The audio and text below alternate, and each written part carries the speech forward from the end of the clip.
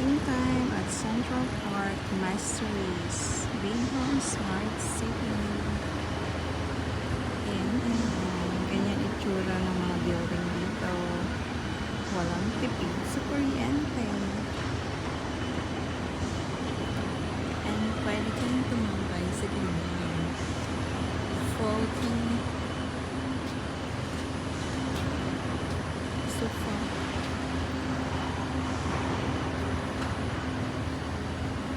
And meron po silang malaking court where everyone can play like badminton. Ito sila yung benta ng minutes. Ayan. Meron din silang lawn tennis court. And ayan, walang view. Sila yung mga nagbebenta ng minutes. Siyempre, hindi nila alam. Nakuhaan ko sila.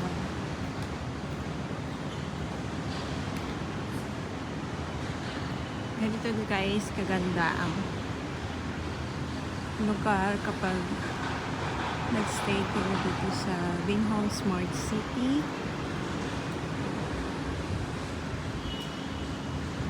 Mastery.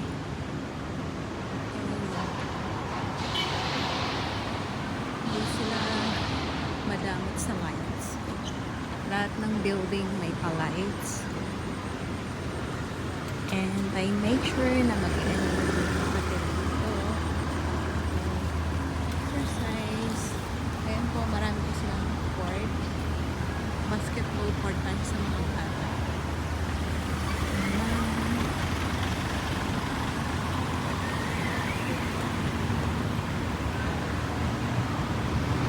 Malaking party ko.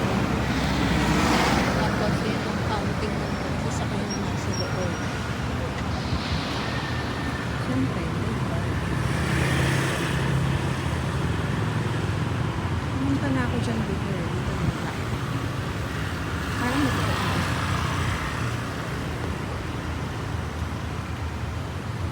Dito ka dadaan sa likod.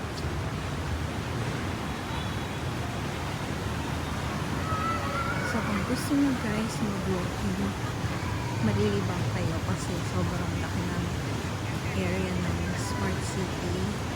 And may mga parks sila na pwede ka na kumambay anytime. Dito ka na chair, built-in chair.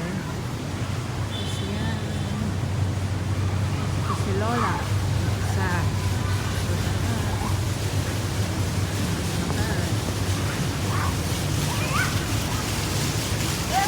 kasi nakaka-relax siya pagka gusto nyo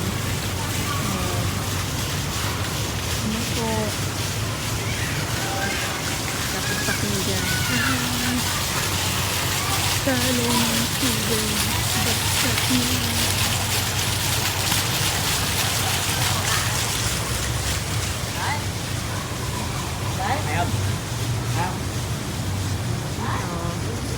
dito naman is Tonkin area. Another place dito sa Bingham Smart City. Ang ganda niya, no? Para siyang infinity pool. Pero syempre, hindi pwede maligo dyan kasi maumay. Ayan, hanggang one of the expensive units dito sa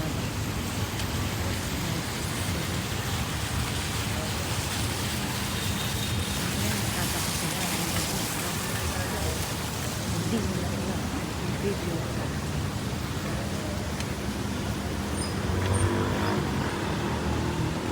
Malinis naman po ang tubig kasi pinapalitan nila. I'm not sure kung every week or once a month. Pero wala naman po yung dito so hindi talaga siya. Except pag umulan.